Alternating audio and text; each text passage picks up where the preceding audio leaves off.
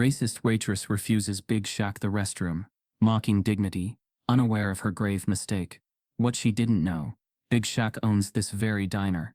A calm refusal that was meant to exclude became the spark that exposed a legacy of silent prejudice.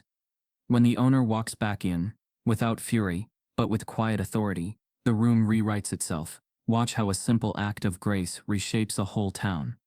Before we deep dive into this interesting story, subscribe to our channel, and tell us where are you watching from. Share in the comments below. The morning sun shone without apology, spilling golden light across the cracked asphalt of Route 58. Shaquille Big Shaq O'Neal sat behind the wheel of an aging red pickup, its creaky suspension and faded paint a world away from his accustomed luxury. Dressed in worn jeans and a plain gray tee, he blended into the landscape, a gentle giant, seeking nothing more than a brief escape from fame. He drove with quiet purpose, the hum of the engine matching the calm rhythm of his thoughts. Around him the deep hum of cicadas filled the heat-thick air, nature's soundtrack to a journey he didn't announce. He had chosen this path deliberately, roads less traveled, towns that time had largely forgotten. In these pockets of America, he sought authenticity, a chance to experience life unfettered by cameras, endorsements or expectations. He raised his hand in greeting to passing pickup trucks and farm trucks hauling hay, their grins greeting him back in casual solidarity. Yet beneath the friendly waves, he remained alert, his heart never fully forgetting the undercurrent of division that lurked beneath these surface niceties. The detour sign appeared suddenly, a bold yellow arrow, directing weary drivers onto a narrower road. Curious, he followed it, turning down an overgrown byway, flanked by towering oaks, whose branches met overhead like cathedral arches. The heat bent the horizon. After several winding minutes, the road spat him out onto Main Street of a small town, Maple Junction, if the painted lamppost banners were any indication.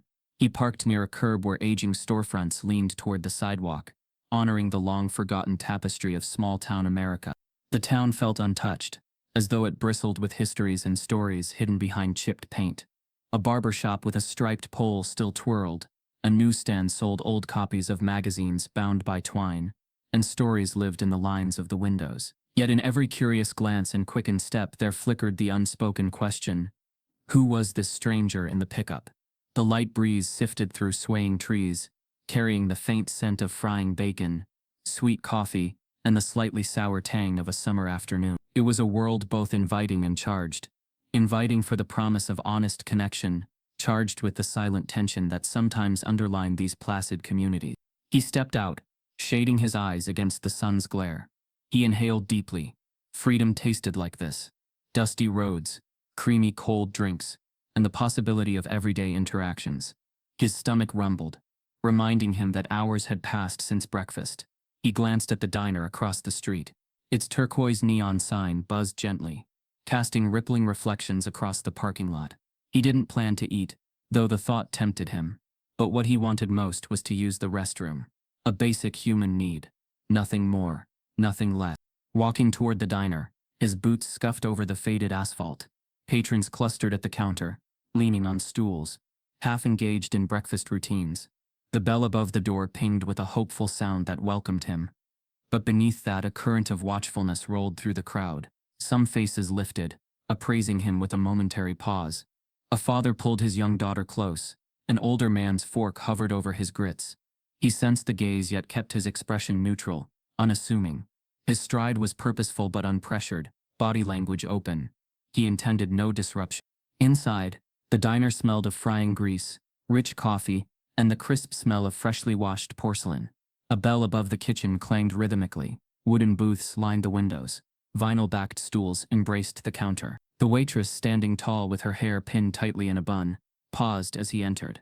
In that beat of silence, Big Shaq offered a polite nod, his deep voice quiet when he asked, "May I use the restroom, ma'am?" He spoke with calm respect, no bravado, no traces of feint. She stared, eyes narrowing, and her lips pressed into a thin line. Not a customer? He wondered silently. There was an edge to the air, a subtle thickening of tension. He remembered Mother's warnings, that some people could see you and not see you. That kindness carried the double edge of reminding them, you are different. This waitress, Delaney Grace, looked him up and down, clearly judging him not for who he was, but for how he appeared. Moments passed. The diner's soundtrack of clinking silverware and low murmurs fell into a hush around him. Then she spoke, not in words of welcome, but of exclusion. Restrooms for paying customers only. Her tone carried steel under politeness. He paused at the threshold of the restroom door, lips forming a silent thank you, before turning and stepping back into the midday sun. He could feel her glare, sharp enough to leave a mark, though she couldn't know how much harsher racism could wound. He stepped outside, the bell over the door clicking softly behind him, unnoticed by her but searing in his mind. He held the door open for a passing elder in a cap, then closed it gently and stood on the hot pavement. He surveyed the mural of Main Street. Old Glory, family photos in storefront windows, but beneath the surface, undercurrents of denial and exclusion flickered as patterns in the heat-hazed light. Shaq exhaled once, deeply. He didn't turn around, didn't slam a fist. He simply stepped into the sun, let the heat wash over him, and leaned against the side of the building. The wood siding was warm under his touch. He closed his eyes, breathing in the summer air, and the memory of his mother's voice. Carry your stories with dignity, even when worlds demand shame. He felt the burn in his chest, not anger, but sorrow, tempered with the quiet resolve of a man used to mastering inner turmoil. As the hum of the town continued around him, laughter spilling from a nearby storefront, the screech of a child's bicycle brakes, the soft vroom of a delivery van, Shaq stayed still. He didn't storm in. He didn't call out. In his silence he carried more weight than many could bear. In that moment, the diner could not hold him. The sun continued overhead, relentless as truth, and Big Shaq, walking away from the door, carried with him a deeper understanding of what he had found, and what he was about to uncover. As Shaq stepped away from the sunlit sidewalk, the gentle clang of the diner's doorbell rang out, a note that should have meant welcome, but instead marked the beginning of something colder. The interior of the diner contrasted sharply with the warmth outside. It was nostalgic, sure, with its checkered floors and red leather booths, but the energy was stiff, brittle beneath the hum of ceiling fans and the low murmur of breakfast conversation. People sat hunched over eggs and toast, sipping bitter coffee, absorbed in routine, until they noticed the figure now standing at the threshold. Shaq's broad frame filled the entrance. His shoulders held decades of both triumph and burden. Dressed in plain clothes, he didn't look like a celebrity, and he didn't try to. The air changed subtly, curiosity mixed with caution. Forks paused mid-air. A child turned in their booster seat to look up at him, wide-eyed and smiling, but the mother gently turned the child back, whispering something that didn't sound kind. The waitress behind the counter stood motionless, her pen frozen over a ticket pad. Delaney Grace was her name. The gold tag on her chest gleamed under the fluorescent light. She was in her late 30s, hair pulled into a high, sharp bun, lips painted in a no-nonsense red. Her eyes met Shaq's and held. There was no flicker of recognition, no warmth. Instead, there was scrutiny, the kind you feel before words are ever spoken. A lifetime of judgment sat behind her gaze. She didn't smile. She didn't ask if he needed a table.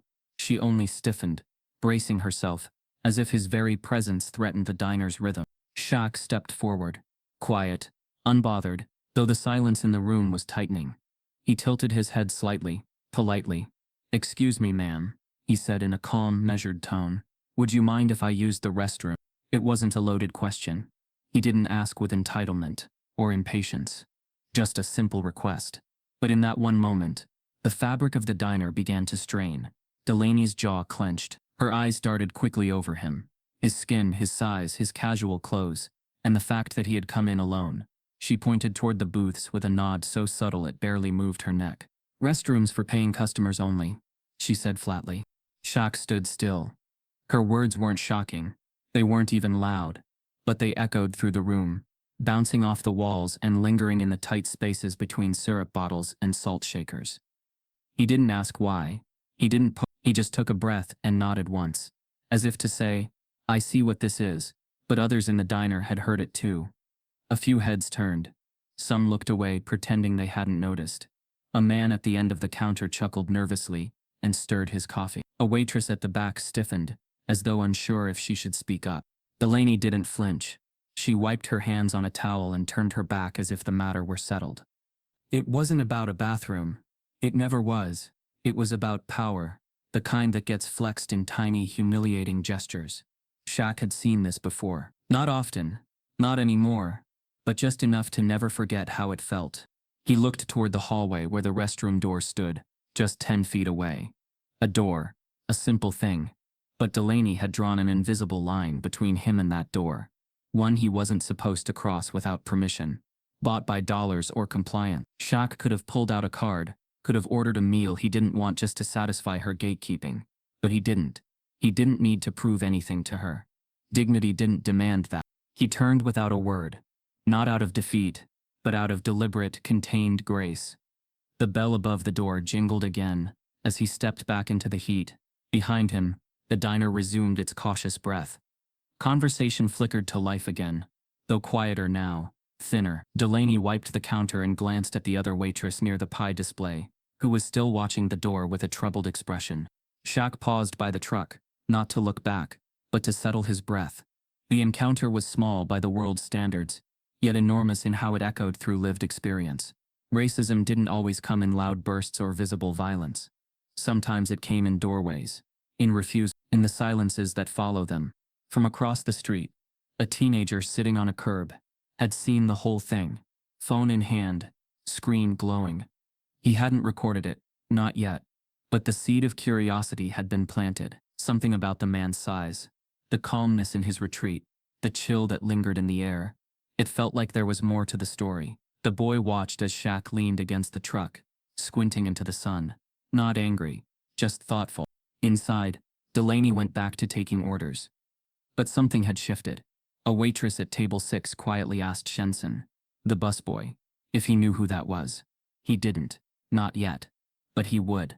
They all would. And the town, so set in its patterns and unsaid rules, was about to find out just how deeply one moment, one refusal could ripple. Shaq stepped off the curb and into the hard light of noon, his shadow stretching long behind him like the residue of everything unsaid in that diner.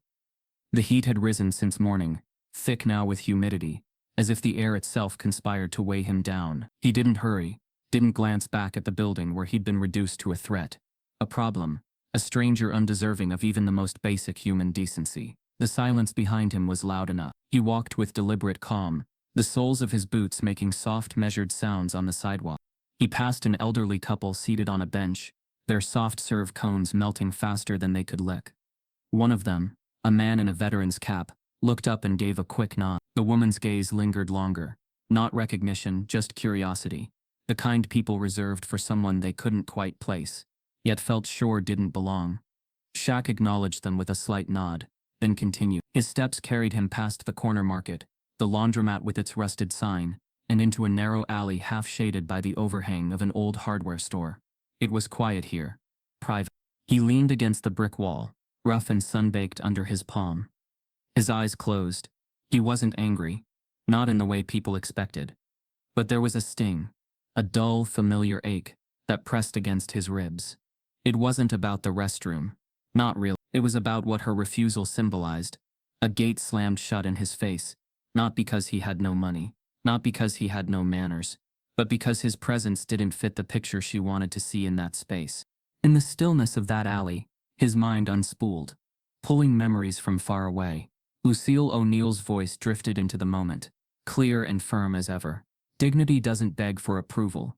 You let them see who you are by how you walk away. He was only a boy when she'd first told him that, after a store clerk followed them through an entire department store, eyes sharp and distrustful, her hand tightly holding his, her smile cool but unbothered. Back then, Lucille had been both mother and mentor, steeling her son for the soft cruelty that America often delivered with a smile or a shrug. They'll try to box you in with silence, she'd once said, but you answer with strength. You stay bigger not just in body but in grace. And now, decades later, those words echoed louder than ever, wrapping around him like armor. Even now, with millions in the bank, his name known across continents, and children naming their dreams after him, he still wasn't beyond the sting of casual racism. It came in new packaging, but the venom stayed the same. Shaq opened his eyes. The alley held a quiet peace. In front of him, a patch of green peeked through the cracks in the pavement. Life, stubborn and persistent. A smile tugged at the corner of his lips. Not joy, but recognition. He had walked into that diner, needing nothing but a restroom. He had left needing to remember who he was beneath all the layers of fame, success, and expectation. This moment, unfilmed and uncelebrated, grounded him in the truth he rarely spoke aloud, that the fight for dignity never really ended. It just changed scenery. Behind him, the street stirred again. The world hadn't stopped. The smell of grilled onions wafted from a food truck down the block. And somewhere, a dog barked at nothing in particular. Shaq pushed off the wall and stretched his back. He wasn't done here. Not because he had something to prove to Delaney Grace, but because something had awakened in him, a sense of unfinished business that hummed beneath the skin. He knew better than to confront ignorance with force. That wasn't his way. But silence could be just as loud, and stillness, when anchored in self-respect, could rattle walls. He would return, but not yet. First he needed to feel the town's heartbeat, walk its streets, see its people, understand what kind of place could still foster that kind of quiet exclusion. Not out of vengeance, but out of curiosity. What other doors had been closed? Who else had been told they didn't belong? As he stepped back into the sunlight, his phone buzzed in his pocket. A message from his assistant, probably checking in about next week's media shoot. He didn't answer. That world could wait. Today he wasn't Big Shaq the icon. He was just a man walking through a town that didn't know who it had just tried to belittle. And that in its own way, was power. To be underestimated. To be ignored and still walk tall. As he moved down the street, no one knew the storm that had just quietly passed through them. No one knew the man they had refused had already bought their silence. Not with money, but with poise. Not with fury, but with presence. The next chapter of this day hadn't written itself yet, but in the rhythm of his steps and the steadiness of his breath, the story was already shifting. Change, after all, often walks in unnoticed, until it's already claimed the room. The diner resumed its rhythm, at least on the surface. Plates clinked against formica, coffee hissed in the decanter, and the ceiling fan thudded in its tired orbit overhead. But beneath the hum of routine, something had shifted. The moment Shaq left, the energy didn't settle. It coiled tighter like a wire wound to the point of tension. Whispers floated through the spaces between booths, flickering glances shared across ketchup bottles and half-eaten pancakes. It wasn't just what happened, it was who it had happened to. Behind the counter, just out of customers' earshot, Jensen, barely 20, lanky and alert, leaned in toward the other waitress, a woman named Riley, with a tired face and nervous hands. His voice was low but urgent. Riley, that was him. That was Shaquille O'Neal. His eyes darted toward the door, still slowly swinging shut from where Shaq had exited minutes earlier. Riley blinked at him. What? You serious? I'm dead serious, Jensen whispered. You didn't see the way he walked? The size? I've seen him 100 times. I used to watch all his games with my dad. He paused, uncertain. I think Delaney just kicked Shaq out for not buying a damn sandwich. Riley's eyes flicked toward Delaney, who was wiping the counter with extra aggression, her jaw working side to side like she was still chewing on whatever superiority had fueled her denial. She hadn't acknowledged anything unusual. In fact, she seemed almost proud, standing a little straighter than before, tossing the towel into the sink like she'd done something righteous. The kind of posture people wore when they believed rules protected their prejudice. When Jensen mentioned Shaq's name again, this time with even more conviction, Delaney turned with a scoff. Don't be ridiculous, she snapped. If he was somebody, he'd have a car that didn't look like it belonged in a junkyard. Jensen hesitated. But I'm telling you, he walked in here like he owned the place.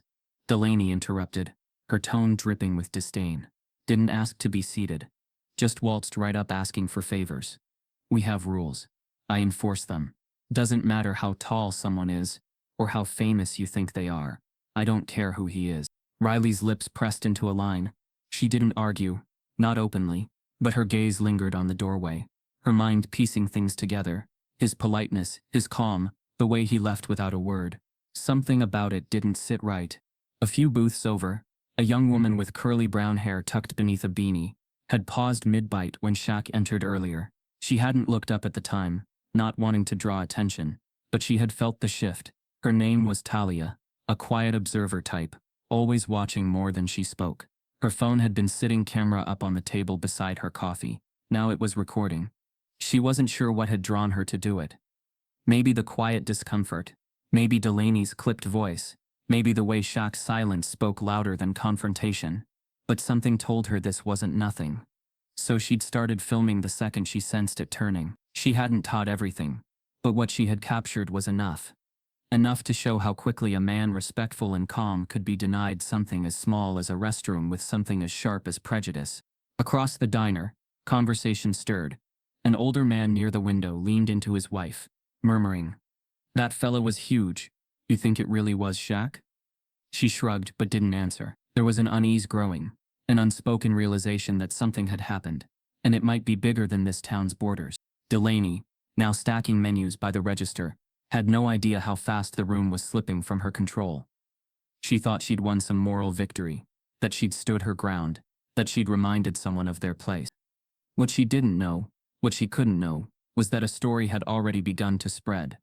One not written by her hands, but shaped by the eyes of those who'd witnessed it. Jensen moved to the back room and pulled out his phone, fingers moving quickly. He searched Shaq's recent photos online, zoomed in on one of him in a gray t-shirt and boots, similar to what the man in the diner had worn. It was him, no question.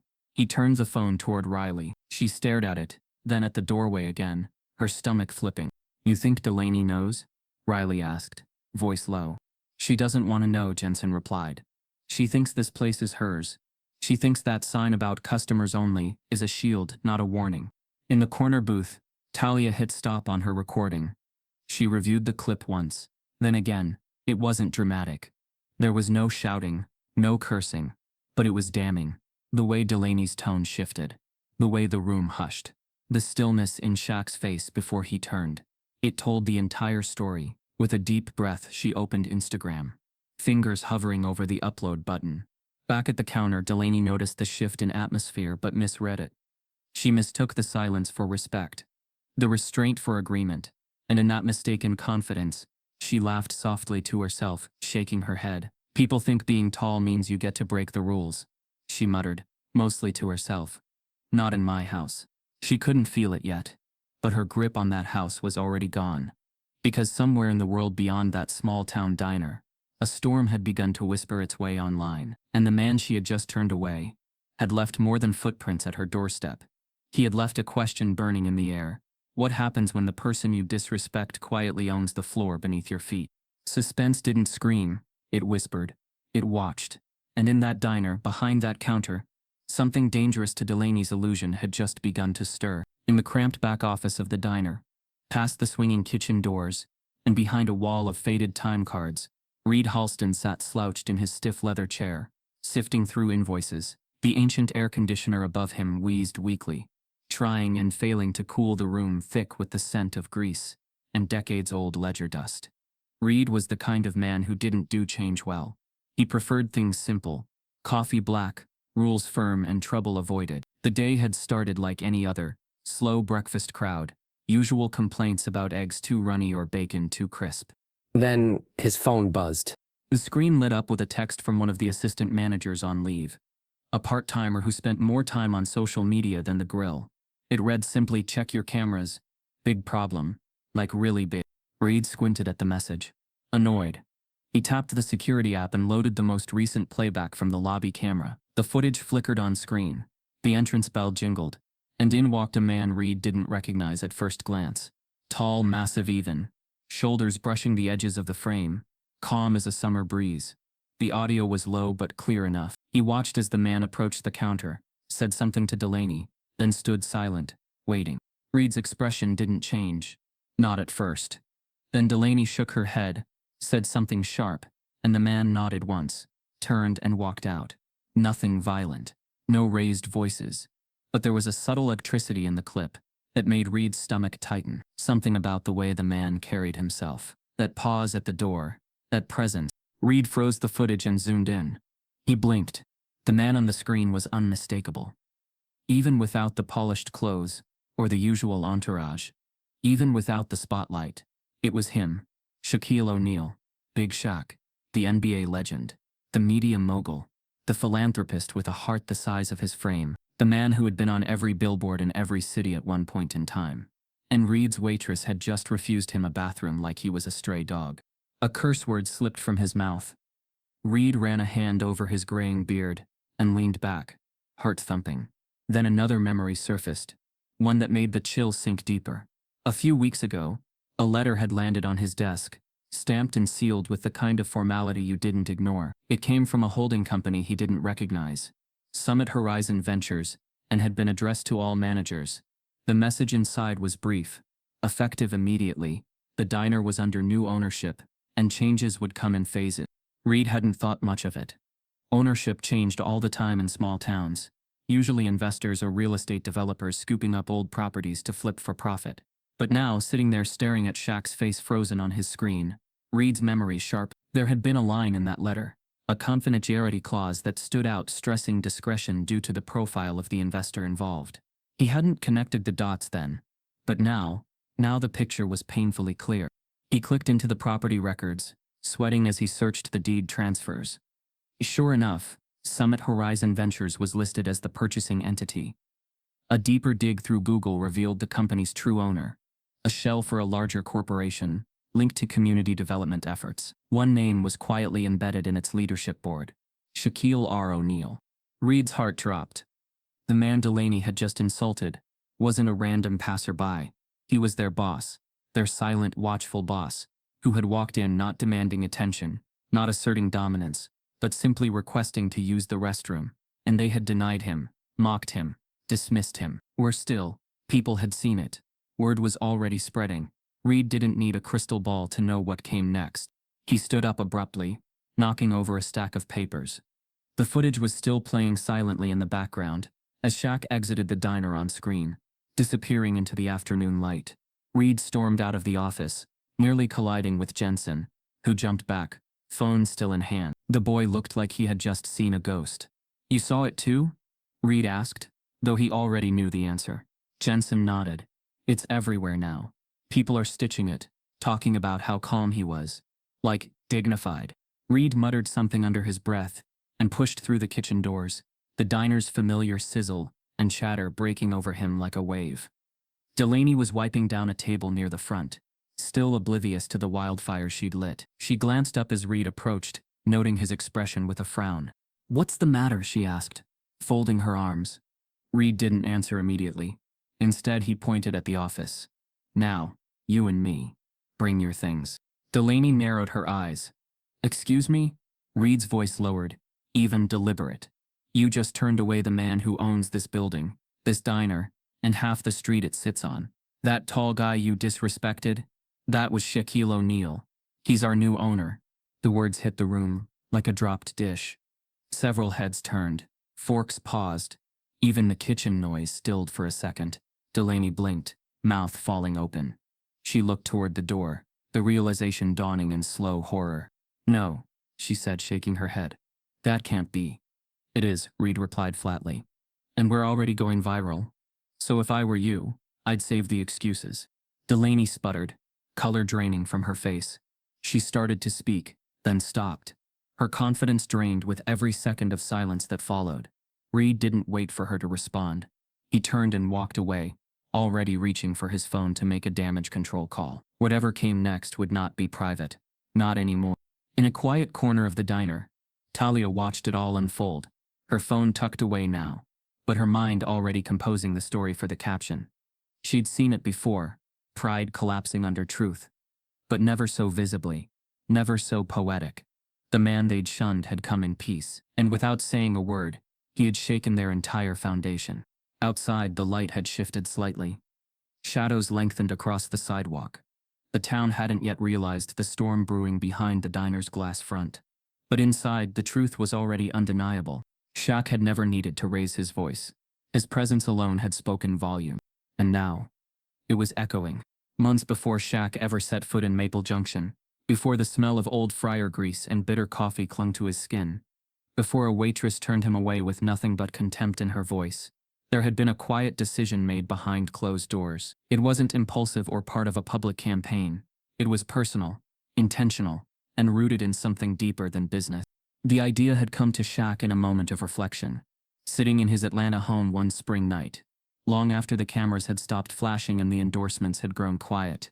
He'd been scrolling through news on his tablet, another article about a historic building in a small southern town being torn down, its past wiped clean, its legacy buried. The structure had once been a whites-only hotel lobby during Jim Crow. Now it was being sold to become a boutique wine bar, No mention of its history, no trace of its injustice. Erased, just like that. It bothered him more than he expected. Not the redevelopment, but the erasure. He remembered Lucille's words from years ago. If they won't give you a seat at the table, baby, buy the whole building. It echoed in his bones. He knew there were more buildings like that one. Places still standing, quietly haunted by the policies and people who once refused to see men like him as fully human. And if those places could be bought, maybe they could be rewritten.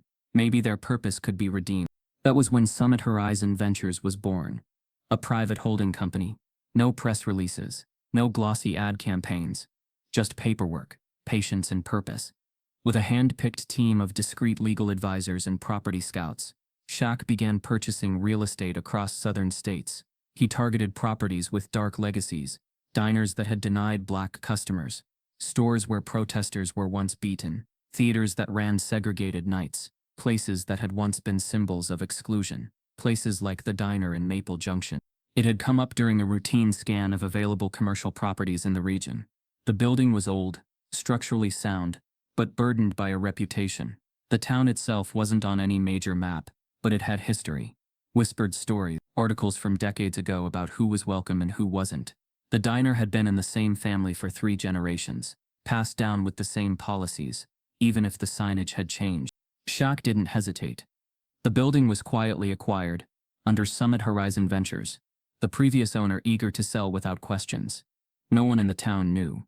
The staff never asked who the new investor was. They only knew there was new paperwork, an unassuming notice on the break room wall, and the promise that operations would continue unchanged for now. And that was fine with Shaq. He wasn't buying these places to flip them or to slap his name on the front window. He bought them to protect history, to reshape legacy, to create new futures where old walls once whispered exclusion. It was a slow process, and deeply personal. He didn't need recognition. He just wanted change. But he never planned to visit them. That wasn't the point. Until the day he needed a restroom. That's all it was. A simple human need, in the middle of a long drive. He had been passing through the area, when the detour rerouted him through Maple Junction. The diner, by coincidence or fate, sat just a few blocks from where the highway spat him out. He recognized it immediately from the purchase files, the photos, the inspection reports. But he didn't think about it in that moment. He wasn't coming to test them. He wasn't checking compliance. He just needed a restroom. And yet, as he stood in front of that counter facing a woman who saw only what she wanted to see. Tall black man, probably broke, probably trouble. Something shifted.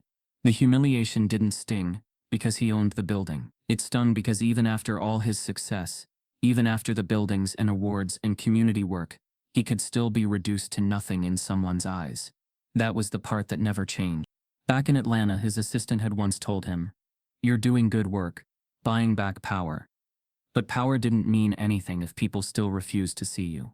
Now, standing in the alley, after Delaney's refusal, Shaq had begun thinking differently. He had no plans to intervene.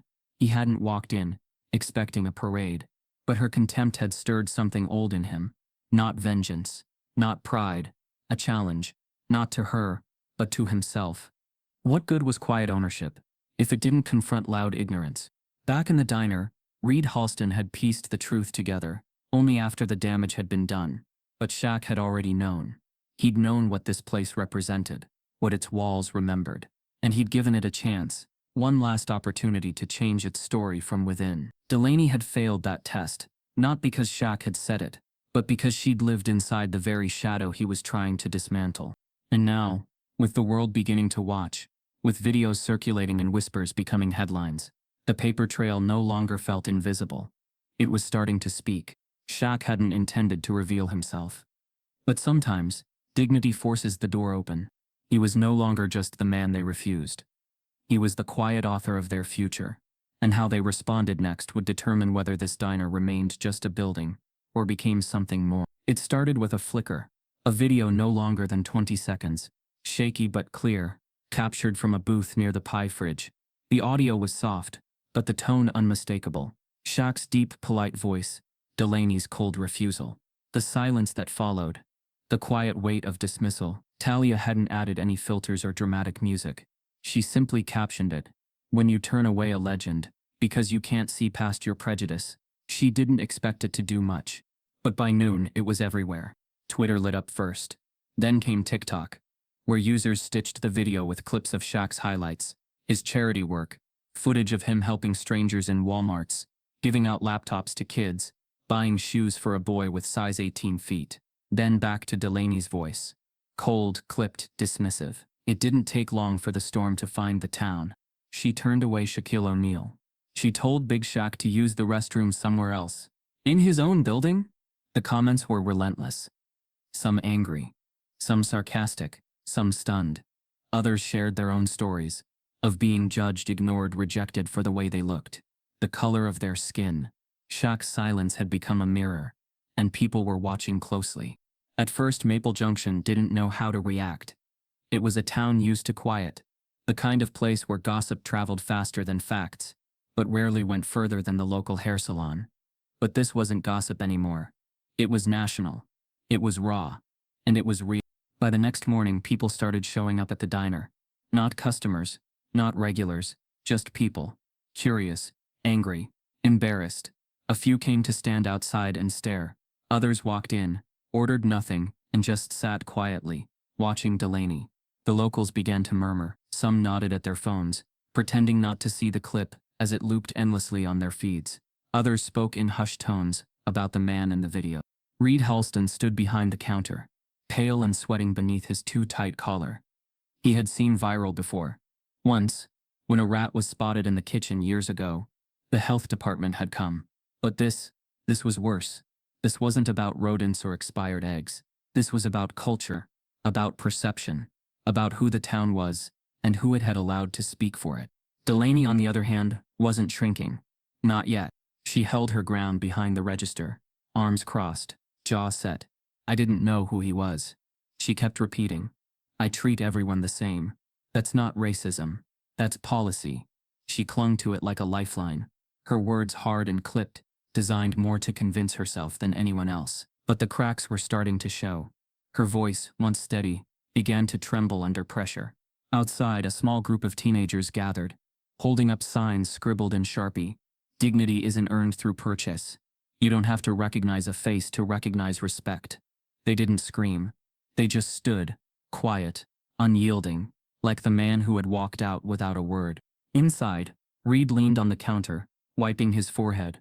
His mind spiraled through worst-case scenarios.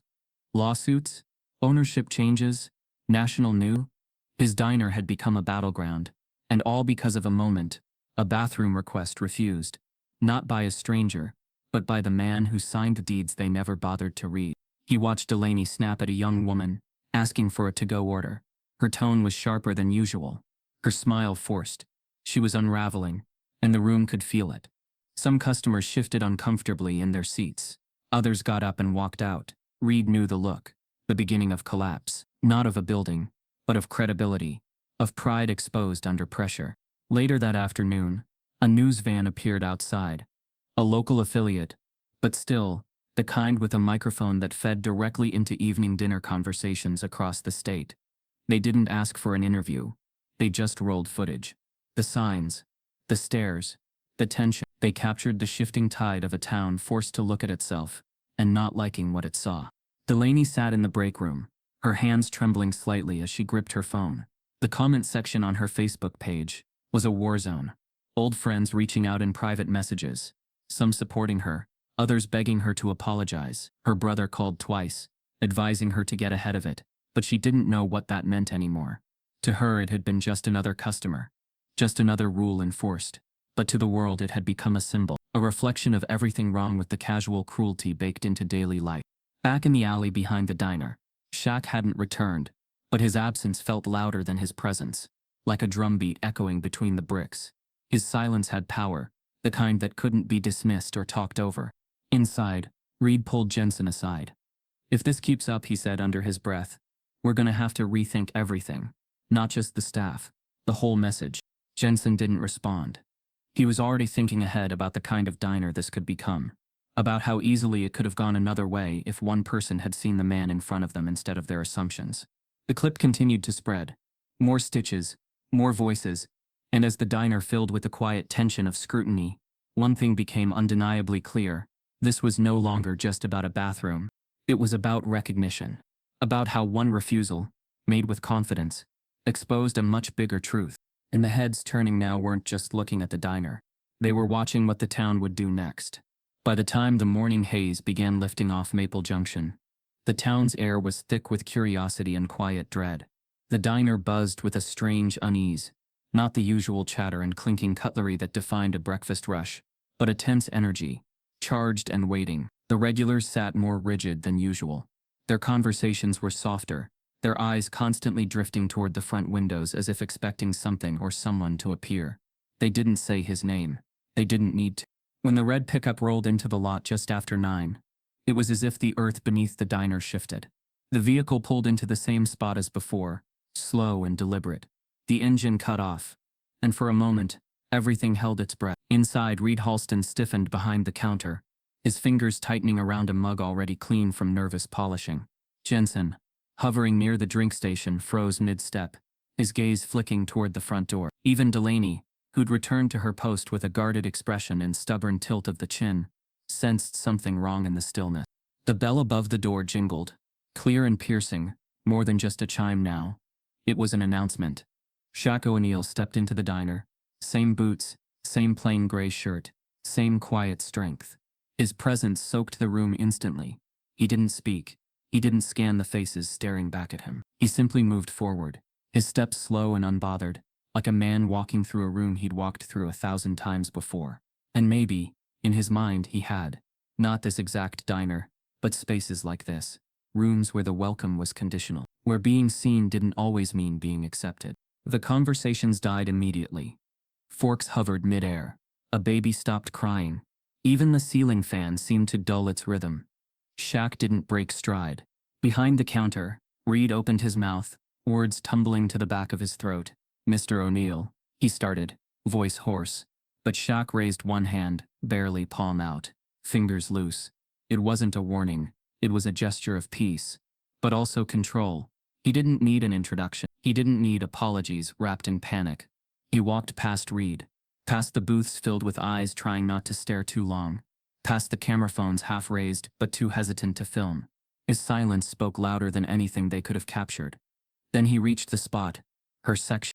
Delaney stood near table 4, back straight, shoulders tight, pretending to sort sugar packets with more care than they deserved. She sensed him before she fully turned. A shadow cast over the table, a shift in the air, and, when she finally looked up, her eyes met his. Not recognition, not fully, but something close, something unsettling. She tried to speak. Words fluttered to her lips, weak and unformed, but nothing came out. Shaq didn't pause. He walked past her slowly, giving her just enough time to feel the gravity of the moment. Not punishment, just weight. The weight of being seen in full. The weight of knowing she had misjudged a man so deeply, so publicly. She blinked, her throat tightening, but still said nothing. The silence pressed harder now than any lecture could have. At the back of the diner, near the hallway to the restrooms, he stopped. Not dramatically, just enough to mark the spot. He didn't look back. He didn't need to. The message had already settled into the bones of the room. Then, casually, he turned and walked to the counter, choosing a seat this time. He slid onto the stool without a word, his massive frame somehow graceful in motion. Reed moved quickly, unsure whether to offer a menu, a coffee, an apology, or all three. But Shaq only glanced up once, and Reed got the message. Keep it normal. Coffee? Reed managed barely above a whisper. Shaq nodded once. The mug was poured quickly, hands trembling slightly. He took it without thanks, not from rudeness, but from stillness. There was no need for pleasantries, not anymore. Delaney hadn't moved. She stood frozen by the table, the sugar packet now shredded between her fingers. Her ears rang with the weight of unspoken things. The footage, the tweets, the quiet stares from townsfolk, who had begun to whisper about her differently. She'd built a routine, a rhythm of control. And now, with every second Shaq spent at that counter, that control slipped further away. Shaq sipped his coffee. The diner remained quiet, but something in the atmosphere had shifted. Not fear.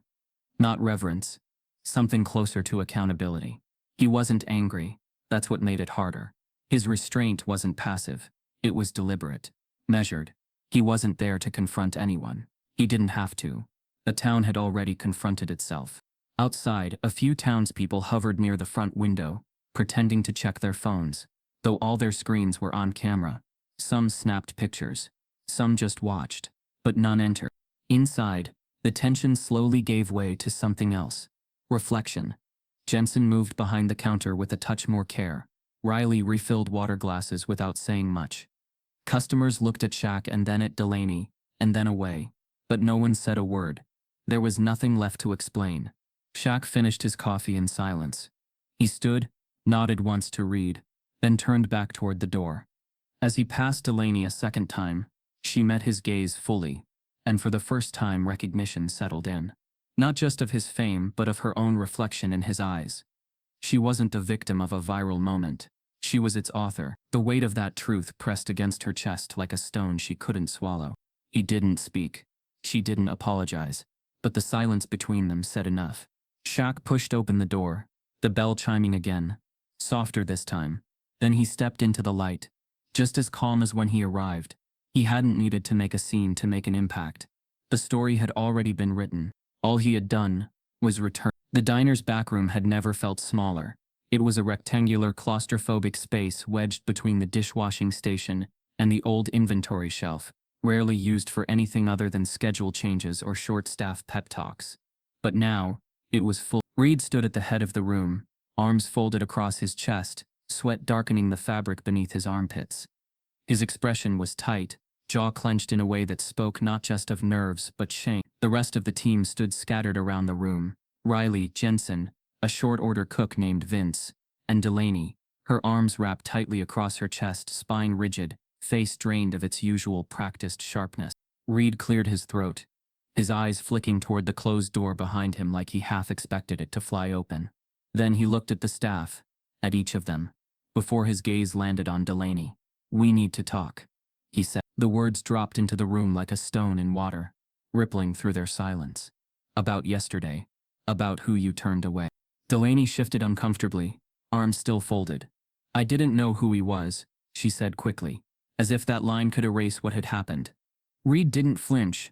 "You didn't care who he was." The air turned heavier. Riley looked down at the floor. Jensen leaned against the wall, arms slack, mouth tight. Reed turned to the shelf behind him and pulled out a manila folder. Inside was the original ownership transfer letter, the one no one had really read beyond the bullet points.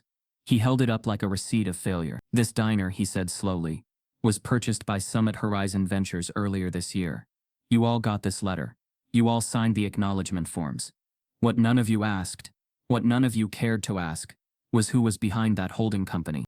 His voice dropped lower, the weight of it falling harder. "It's Shaquille O'Neal. Big Shaq. The man you kicked out." "Delaney." Delaney blinked rapidly. Her mouth opened but closed again, as if her brain couldn't quite process the meaning fast enough. "He's our owner?" Vince asked quietly from the back. Reed nodded. "Yes. Has been for months. Bought this place, and others like it, quietly. Not to franchise, not to brag, but to make something right." Delaney's face flushed pale, then red, then pale again. She turned toward Reed, her voice suddenly brittle. "I didn't know. If I had known I would." "You would have what?" Reed interrupted. "Been polite? Kind? Let him use the bathroom without treating him like a stray dog." Delaney's lips trembled, and she looked away. The room was still save for the faint hum of the air duct overhead. "Knowing who someone is shouldn't be the reason you treat them with decency," Reed said.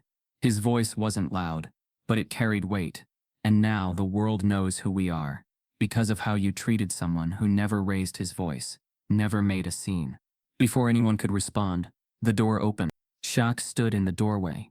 He was quiet, composed, wearing the same boots, same shirt, same presence as always. But now he was impossible to look away from. The staff straightened instinctively. Reed stepped aside, and Shaq entered the room, his size taking up space, not just physically, but emotionally. No one spoke. He looked around the room once, then closed the door behind him. There was no anger in his face, no gloating, just calm, measured stillness. "I asked Reed if I could talk to you all," he said, his voice deep but even. "Not because I want to fire anybody. Not because I want to sue, but because I think we need to understand what happened, and why it matters. No one moved. Delaney stood stiff, her chin wobbling slightly. Shaq looked at her, then at the others. I didn't walk in here yesterday looking for trouble. I wasn't testing anyone. I just needed a restroom. That's it. A basic human thing. And I was met with suspicion, coldness, assumption. He paused. His words weren't rushed. They came out like truths long rehearsed. I've been called names on courts, in locker rooms, in boardrooms. I've had people smile in my face and still cross the street when they see me walking alone. I've made a lot of money, helped a lot of people, but even with all that, I still get reminded sometimes. People don't always see me for who I am. They see what they want to believe. The room stayed frozen. No one looked him directly in the eye, except Reed, who stood in the corner, his arms now dropped at his sides. I own this building, Shaq continued. Not because I needed a diner, but because this place, like others, has history. And sometimes, that history isn't proud. I wanted to give it a new story, one built on respect, on presence, not just profit. He turned slightly, letting the words settle. When I walked in here and got refused a restroom, I wasn't hurt because I'm rich. I wasn't humiliated because I'm famous. I was disappointed because, even now, a grown man can't walk into a public space without being judged first and understood second. Delaney's eyes were brimming now. Her voice cracked when she finally spoke. I'm sorry, she said. I wasn't. Shaq raised a hand gently. I'm not here for your apology, he said. This isn't just about one person. It's about how we move, how we see each other, every day. Then he turned back to the group. You want to fix this place? Don't worry about the cameras or what's gone viral. Worry about the people who walk through your doors every day. Learn to see them. Learn to really see them. He paused, then added, this isn't about being woke. It's about being decent. With that, Shaq stepped back, nodded to Reed, and walked toward the door. The room was silent long after it closed behind him. Not because of the fame, not because of the power, but because sometimes, the truth spoken quietly echoes the loudest. The days following the revelation turned Maple Junction into something it had never been before. A stage. The town, once quiet and content in its own rhythm, now found itself tangled in a national conversation it hadn't asked for. Every corner store, every barber shop, every gas station was lit with debate. Sides were forming, some drawn in chalk, others carved deep into the pavement. The locals who had known Delaney for years, people who had seen her pour coffee for their grandparents, and crack jokes with the high school football team, rallied behind her. She didn't mean anything by it, they'd say. She was just doing her job. For them, the issue wasn't about race. It was about rules, about long-standing routines, suddenly challenged by a wave they didn't understand. But others had seen the clip, had felt its sting. People like Riley, who'd worked beside Delaney but never fully spoken up. Or the teenagers who had once sat in booths she'd ignored unless she had to serve them. For them, the video was proof of something they'd long suspected. This town had a line drawn in it, even if no one admitted it was there, and now that line was glowing. Tensions crept up like a storm. First, a group gathered outside the diner, supporters of Delaney, holding handwritten signs that read "Local Lives Matter" and "No to Cancel Culture." They claimed she was being attacked for doing her job, for not recognizing someone, that she was the real victim now. But their words rang hollow under the weight of the footage, under the silence of a man who had said nothing but still changed everything. The next morning, a new group appeared across the street. They weren't shouting, they weren't waving fists. They stood in silence, holding placards that read, "Dignity doesn't require recognition, and justice is quiet too." At the center of it all stood Tristan Rowe, a 21-year-old college student, home for the summer, watching his hometown unravel in the face of truth. Tristan wasn't loud by nature. He didn't own a megaphone or speak in slogans, but he believed in visibility. And when he watched the clip of Shaq being dismissed, something ignited in him. It wasn't just about race. It was about how this town, like many others, treated people who didn't fit its mold. He organized a peaceful rally, not to tear down the diner but to hold up a mirror to its walls. He called it "The Table We Deserve." The rally began at noon on a Saturday. The sun beat down, relentless. People arrived with signs, with water bottles, with folding chairs. A pastor from a nearby town opened with a prayer. A high school teacher read a Maya Angelou poem. No one shouted. No one cursed. They just stood together, making their presence known without confrontation. Among them, unnoticed at first, was Shaq. He wore a simple hoodie pulled over his head, sunglasses resting low on his nose. He stood near the back, hands folded in front of him, silent. He didn't need a microphone. His presence, even quiet and anonymous, was enough. A few people recognized him. A few nodded respectfully, without drawing attention. He gave them a soft smile. This wasn't his spotlight. It belonged to the town now, to what it would choose to become. Across the street, Delaney watched from the diner's front window. Her arms were crossed, her face unreadable. She hadn't spoken publicly since the reveal. She'd written a post online, something vague about misunderstanding, about being overwhelmed, but it hadn't satisfied anyone, especially not herself. She wasn't sure anymore what she believed, only that everything had changed, and she didn't know how to move inside that change. Inside the diner, business slowed. A few loyal customers still came in, ordering the same meals, leaving bigger tips than usual, as if money could buy back what had been lost. But the air was thinner now, conversations quieter. No one sat in the booth where Shaq had once stood. It remained empty, like a placeholder for something too large to ignore. Tristan stood on the makeshift stage, a set of stacked milk crates, and spoke not with anger, but with clarity. "This isn't about tearing people down," he said. "It's about building something better. It's about recognizing when we've been part of a system that tells people they don't belong unless they fit a certain image, and then choosing to do something about it." His words rippled through the crowd, subtle but sharp. They weren't grand, they weren't revolutionary, but they were necessary. As the rally ended, a few people approached Shaq, finally realizing who he was. One woman, in her 60s, placed a hand over her heart and simply said thank you. He nodded, no words needed. Then he turned and walked away, the crowd parting without asking for photos, without demanding anything, just letting him be. Back in the diner, Reed sat alone in the office, staring at the letter again, the one with Shaq's name printed quietly at the bottom. It still felt surreal, but more than that, it felt like a turning point, not just for the business, but for the town. Maple Junction had been handed a mirror. Whether it liked what it saw was still up for debate, but it had seen, and sometimes, that was the first step. Delaney sat alone at the back booth of the diner, the same one where she used to sneak breaks between shifts, sipping burnt coffee, and scrolling through news headlines with detached indifference. Now, every headline felt personal. Her phone buzzed constantly, messages from former coworkers, friends, even local reporters requesting interviews she never intended to give. Each vibration reminded her that the town wasn't just watching anymore. It was judging, weighing her words, calculating her intent. She opened her notebook, the same one she used to scribble down holiday schedules and weekly specials, and began writing what she told herself was an apology. The pen moved quickly at first, her handwriting tight and slant. She filled lines with phrases she thought people wanted to hear. "I've reflected deeply. I didn't mean harm. I understand now how my actions were hurtful." But every sentence felt like a transaction. Every line calculated. She crossed out and rewrote the same paragraph 3 times before finally typing it into a Word document on her laptop, adding an elegant serif font and formatting it like a statement from a PR firm. She printed it, signed it with deliberate flourish, and handed it to Reed the next morning. He barely glanced at it before nodding and placing it in a folder. It would be taped to the diner's front window by noon, then uploaded to the Facebook page shortly after.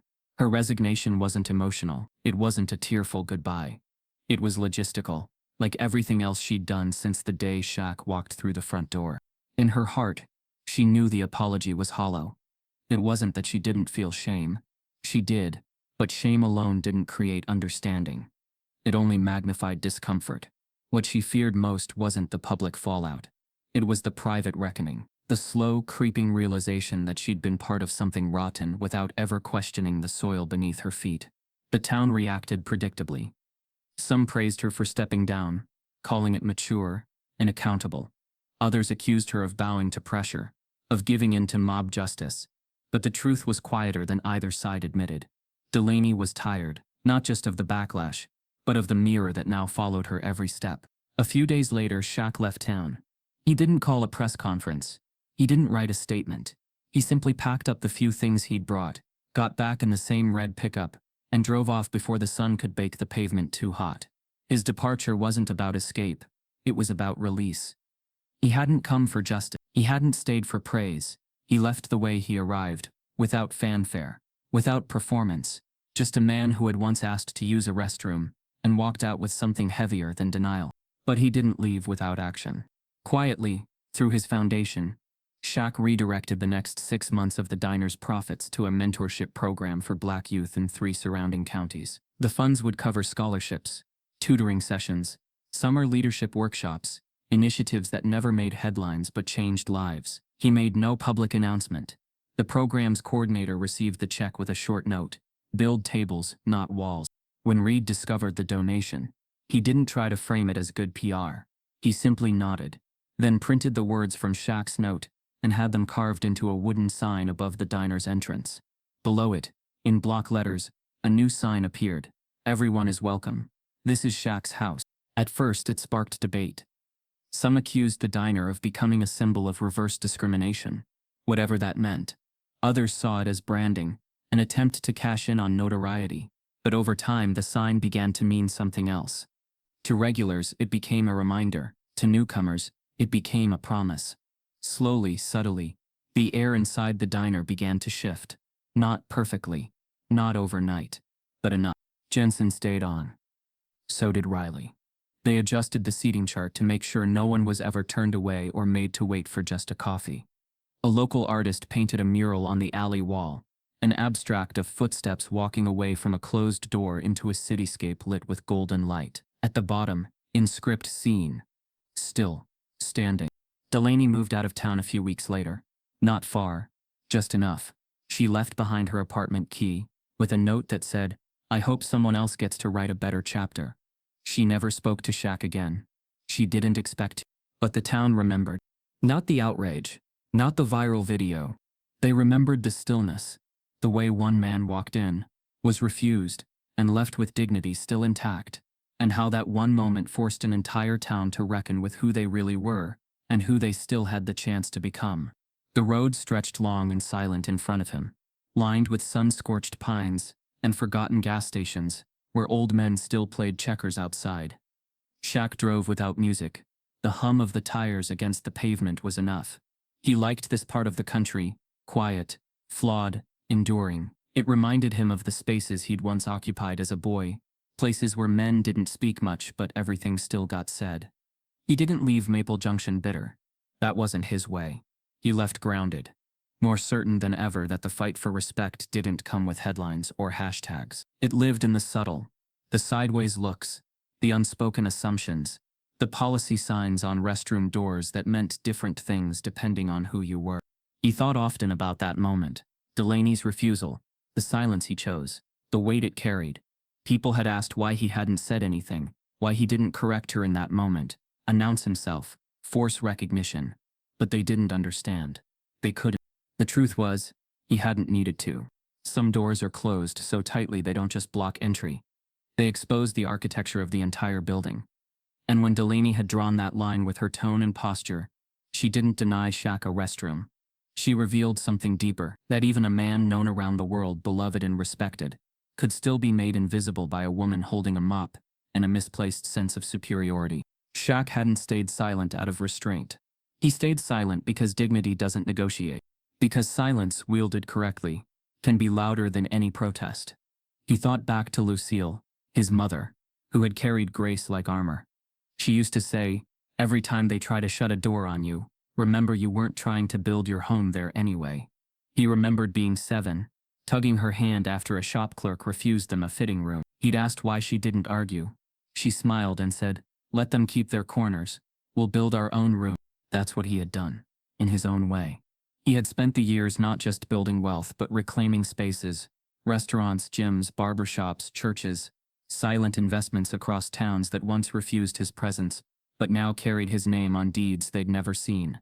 Not for power, not for pride, but to rewrite legacies, to take buildings stained with exclusion and repurpose them for grace. But grace was never about pretending. Grace was about remembering, and choosing who to become in the remembering. His silence in that diner had never been weakness. It was a mirror, one Delaney was forced to look into when the world reminded her who he really was. Not a celebrity, not just a customer, but a man, a human, worthy of the same respect anyone should receive. And yet it wasn't her shame that stuck with him. It was the young faces in the crowd outside during Tristan's rally. The teenagers holding signs, the way their eyes didn't ask for justice. They demanded presence. It was the quiet strength of that rally that showed him change wasn't just possible. It was already happening. Not loud, not overnight, but like roots pushing through concrete. Now driving deeper into the backroads of another small town, Shaq saw another diner come into view. It was older, edges worn by years of weather and habit. A single ceiling fan spun lazily in the front window. A white-lettered open sign hung slightly crooked, its cord frayed near the socket. He pulled into the gravel lot and parked, stepping out into the kind of heat that thickened around your neck.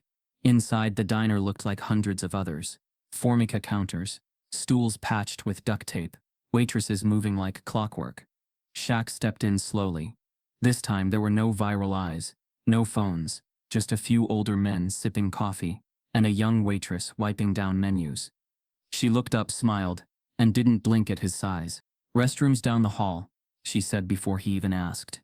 Her voice was cheerful, honest. She tossed him the key, attached to a giant wooden spoon, and said, "Take your time, sir." He caught it midair and smiled. Something about that moment settled deep. He walked slowly down the hallway, the spoon swinging from his hand.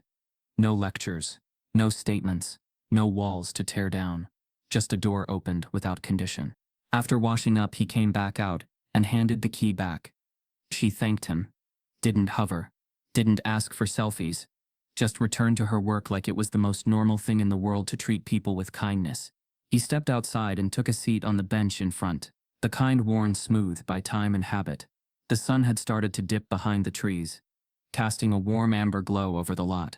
He sat there, the quiet washing over him, and thought about how this was how change really happened.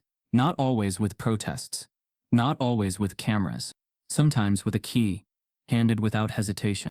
He pulled out his phone, checked a few messages, one from his foundation about the mentorship program, another about the mural at the diner back in Maple Junction.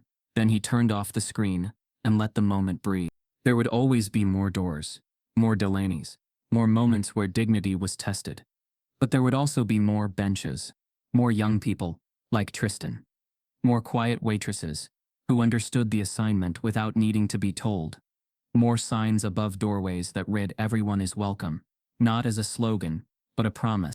As the breeze shifted and the streetlights flickered on, Shaq leaned back and looked at the sky. He didn't need to own every diner, didn't need to leave a plaque or name every venture after himself. The real legacy was quiet.